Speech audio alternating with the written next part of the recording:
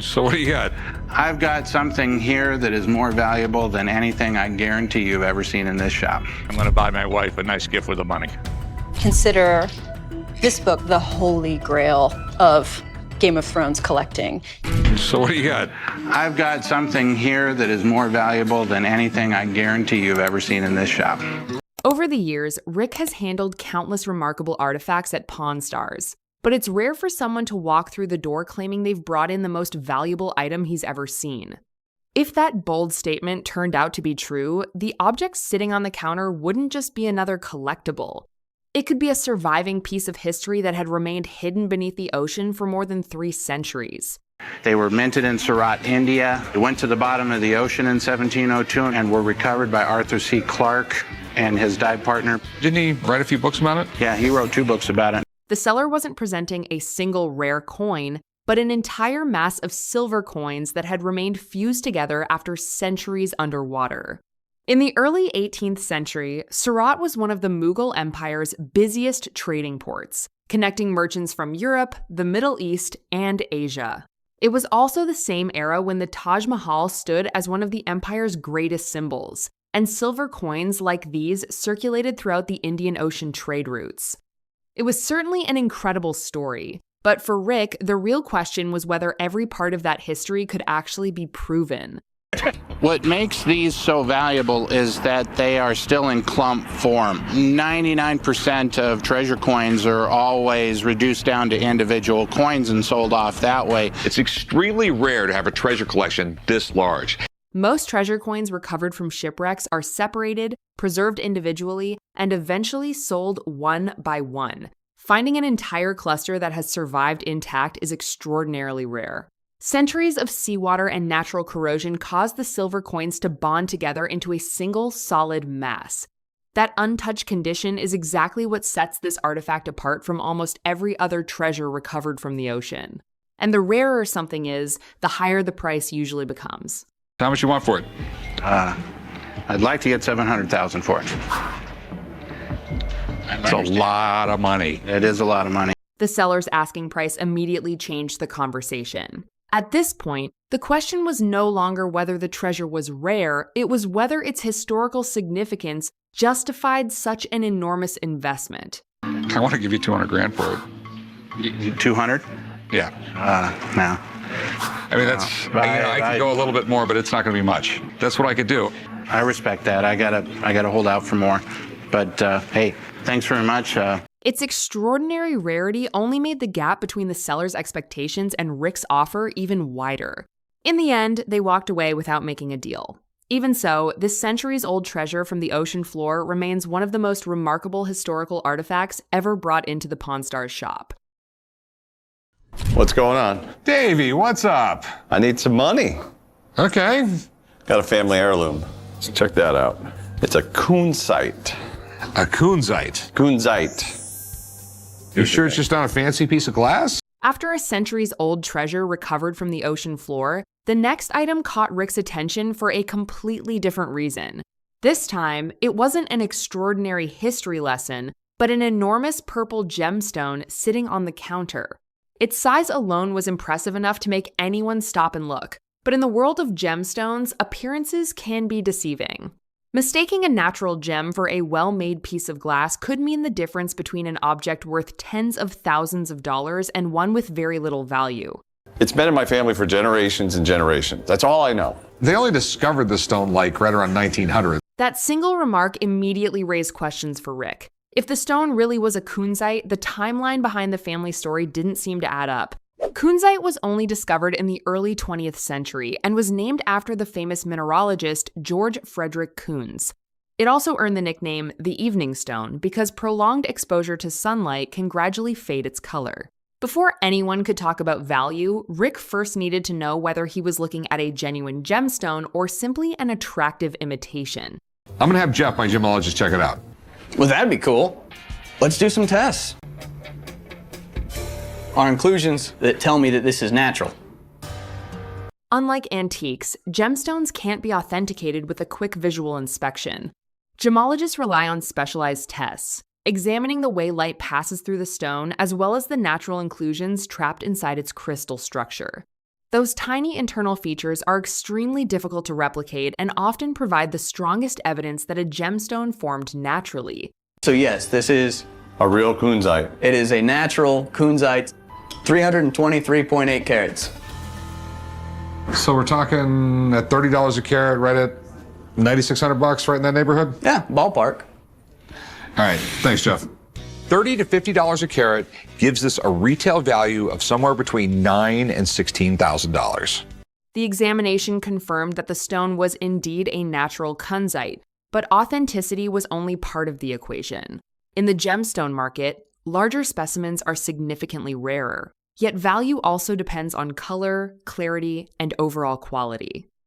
At more than 300 carats, this was certainly not the kind of kunzite collectors encounter every day. I'll give you $6,000. 7,500. $6,000. 65? I mean, things like that. You're winning. I was at 15 grand. Come on, Rick. Be a little bit more reasonable. All right, 65. All right. Being genuine didn't mean Rick was willing to pay full retail value. Like every deal at Pawn Stars, he still needed enough room for profit before making a purchase. After several rounds of negotiation, the two finally reached an agreement. The massive kunzite had found a new owner. But the next item would prove that extraordinary value isn't always measured by size. Sometimes, two worn pieces of paper are enough for Rick to recognize that he's looking at something incredibly rare. So what do you got here? I've got a $500 bill and a $1,000 bill. All right. This is pretty cool. After a massive gemstone, the next item looked ordinary enough that most people would probably overlook it. It was nothing more than two old paper bills. But Rick immediately recognized that these weren't something you'd ever expect to find in someone's wallet today. What made them special wasn't the denomination printed across the front. Their real value came from the fact that they had disappeared from circulation decades ago, making them increasingly difficult to find on the collector's market. So where'd you get these? I bought these from a dealer a few years back in Boston. The current owner hadn't inherited the notes. Instead, he had picked them up in a deal several years earlier. But in the world of collectible paper money, provenance is only part of the story. Collectors pay even closer attention to rarity and condition. Since paper currency was designed for everyday use, most surviving examples were folded, worn, or damaged over time. Bills that remain in exceptional condition decades later are far more difficult to find. That's why the majority of $500 bills and $1,000 bills were printed in 1934. And the reason they don't make it now is the IRS. These bills are super collectible because they weren't in circulation very long. High-denomination banknotes were once used primarily for large financial transactions between banks, long before electronic transfers became common. As the banking system evolved, they were gradually withdrawn from circulation and eventually discontinued altogether. Ironically, that decision transformed what had once been ordinary currency into highly desirable collectibles. But history alone still wasn't enough to determine what these notes were actually worth. In amazingly great shape. That's pretty easy to grade this one. It's a 65, which means it's gem. It's almost perfect. Every crease, mark, and imperfection affects the value. For collectible paper money, condition is almost as important as rarity. A single fold, worn corner, or minor imperfection can have a significant impact on value. That's why professional grading plays such an important role before any serious collector is willing to name a price. $500 one and $62 for the $1,000 one. 55 for the pair? 57 and you got a deal. All right, 5,500. Okay, 55. All right, it's a deal. Once the rarity and condition had been established, the conversation naturally shifted to the price both sides could accept. As always, Rick needed enough margin to make a profit on a future sale. After a few rounds of negotiation, they finally reached an agreement and shook hands on the deal. But the next item would be even more surprising. This time, a tiny mistake made during production decades ago created one of the rarest coins in American history. Whoa, it's a 1944 steel penny. That is really neat. I know there's less than 100 of them in existence. From my research, there's less than 30 that exist. Most manufacturing mistakes reduce an item's value, but in the world of coin collecting, an extremely rare error can sometimes create a small fortune. The coins sitting on Rick's counter looked almost identical to millions of other Lincoln cents. There was just one tiny detail that immediately caught his attention. Its color was completely different from what a normal 1,944 penny should look like. If Rick's first impression was correct, this could be one of the most famous minting errors in American history. This is a very rare coin. It was given to me as a gift for my 70th birthday. How much are you asking for this? $102,000. The owner believed he was holding one of the rarest coins ever produced by the United States Mint. But for Rick, a six-figure asking price only mattered if the coin truly was what the seller claimed. Before talking about value, he first needed to understand why a coin like this existed in the first place. There were steel bends and stuff like that, and they think that like some of the blanks got like stuck in the corners and things like that. And when they were pouring them out into the machines, a few of these got made. This coin is one of the great mistakes of the U.S. Mint. During World War II, copper became a critical military material. So in 1943, the U.S. Mint switched from copper to zinc-coated steel for 1-cent coins. Production returned to copper the following year. However, a small number of leftover steel blanks remained in the presses and were accidentally struck with 1,944 dies, creating one of the rarest mint errors ever recorded. Mistakes like this are exactly what collectors dream of finding. But knowing the story wasn't enough. The real question was whether this coin actually belonged to that incredibly exclusive group. I am going to call in a friend, look this thing over 100%. And the total population of off-metal strikes is about 60, and most of them were struck at Philadelphia, like this one. Okay. May represent something like half the known population. However, it's still a rare coin. Yeah, and there's only 30 of them out of a couple billion. That makes it pretty rare. It's a very rare coin. High-value coins are among the most frequently counterfeited collectibles, so authentication is essential. Only after an expert confirmed that every detail matched official mint records could this penny truly be considered one of America's rarest coins. And once that question was settled, only one remained: what was it actually worth? I would give you 25 grand for it. No? Maybe, but it's still what it is. What's the lowest you'd go? You know, I drop it down to the minimum that it's valued at about $75,000. Not gonna happen. Even though both men agreed on the coin's extraordinary rarity, that didn't mean they could agree on a price. Rick still had to account for the time it might take to find the right buyer and leave enough room for profit. The seller, meanwhile, understood that opportunities to own a coin like this rarely come twice.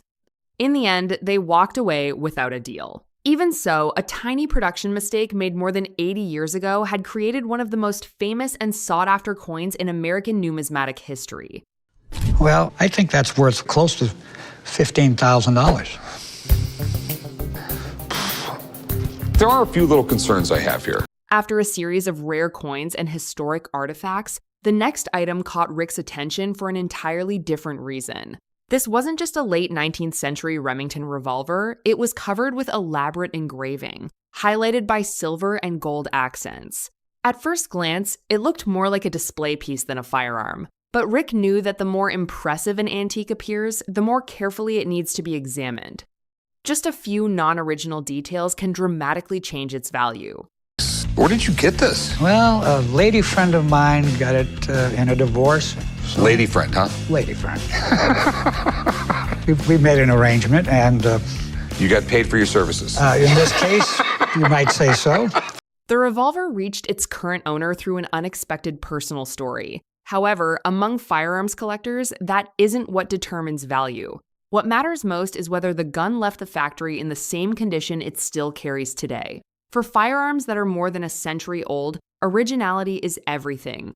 That was why Rick decided to bring in an expert before discussing any deal. We just want to make sure it's manufactured 1898 or back.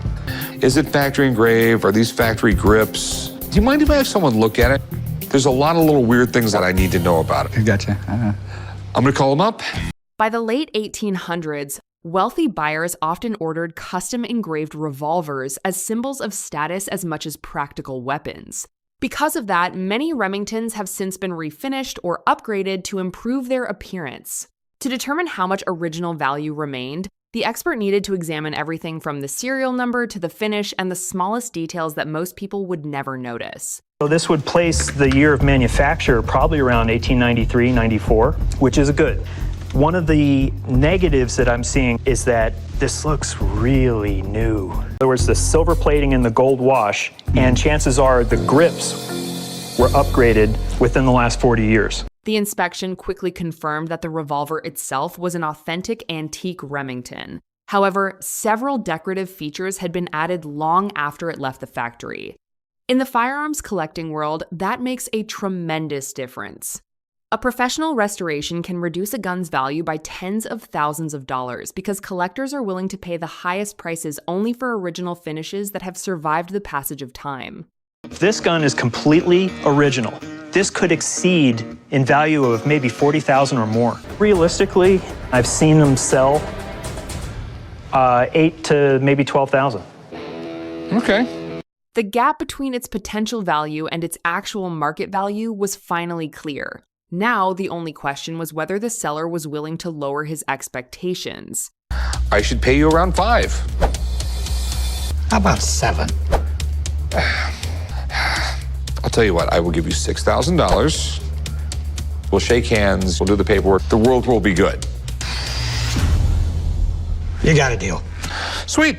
The negotiation ended with a handshake at $6,000.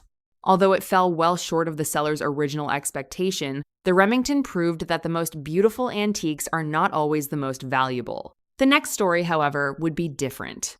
This time, the true value wouldn't come from the artifact itself, but from the documents that could connect it to one of the most controversial events in American history.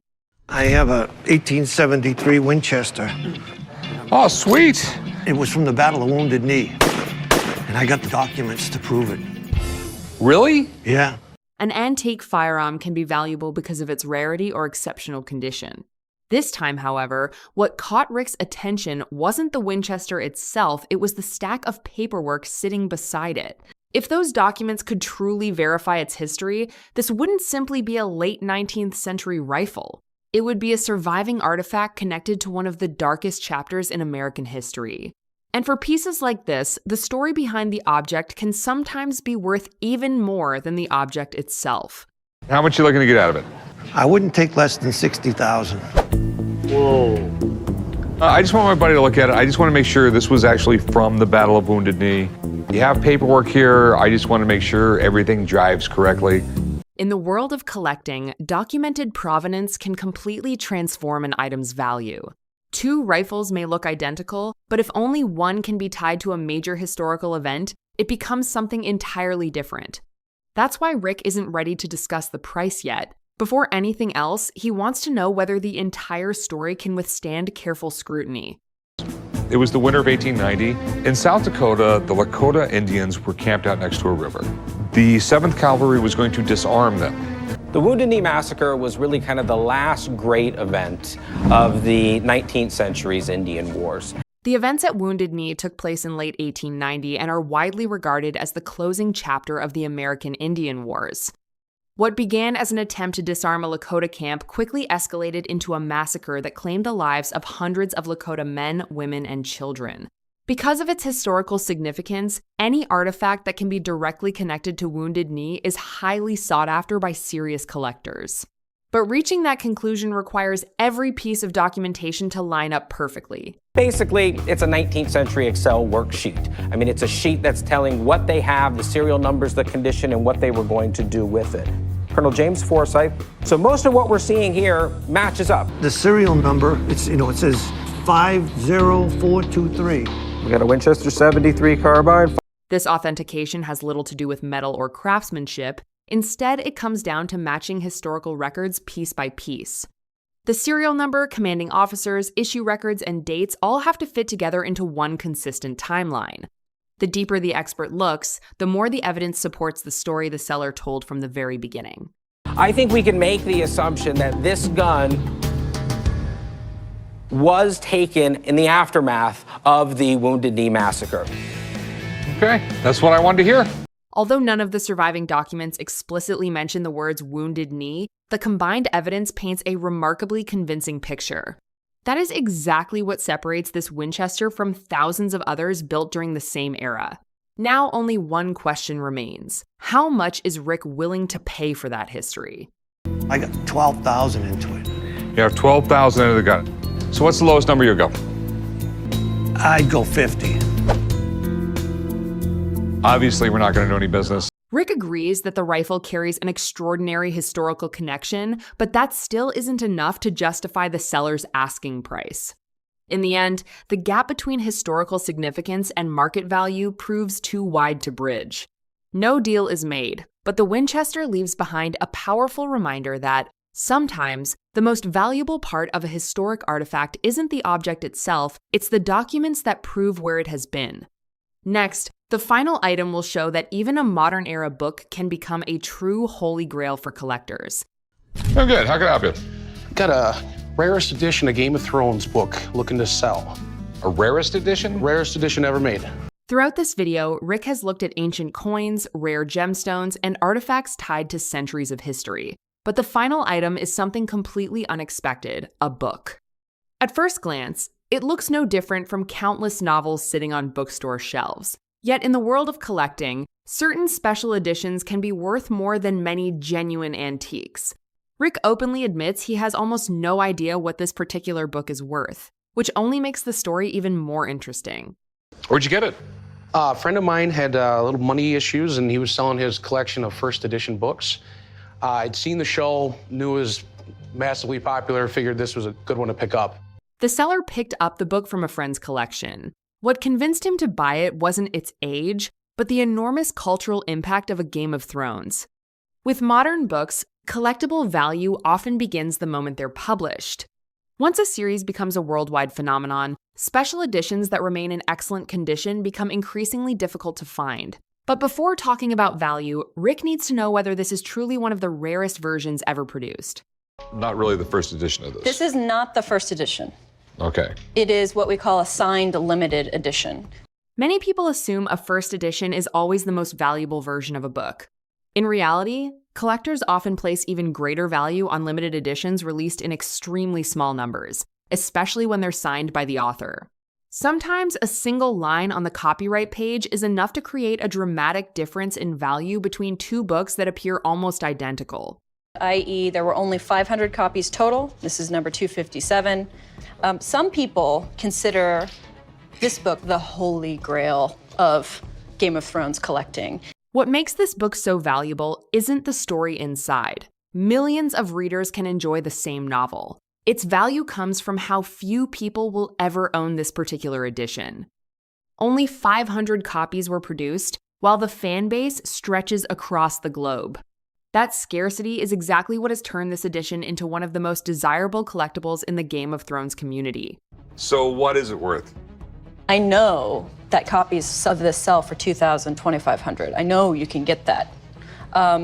You could get more, though. You could legitimately put the price up, $3,500, $4,000, see what happens. Because right now, people want this. All right, thanks. Now that Rick has a better understanding of its market value, he finally has a starting point for negotiations. But as with every deal at Pawn Stars, an appraisal is only the beginning. The real question is whether buyer and seller can agree on a price. You know what? I'll give you $1,500. 2,000 would be I'll give you $1,500. 1,800. I'll give you $1,600, not a penny more. You got a deal. Sweet. Unlike several earlier items, this negotiation ends with a handshake. From a centuries-old shipwreck treasure to rare currency, gemstones, and finally a modern book, every item in this collection proves the same point. An object's value isn't determined by its age alone. Sometimes rarity, the story behind it, and solid proof of authenticity are what transform an ordinary item into something only a handful of people in the world will ever have the chance to own.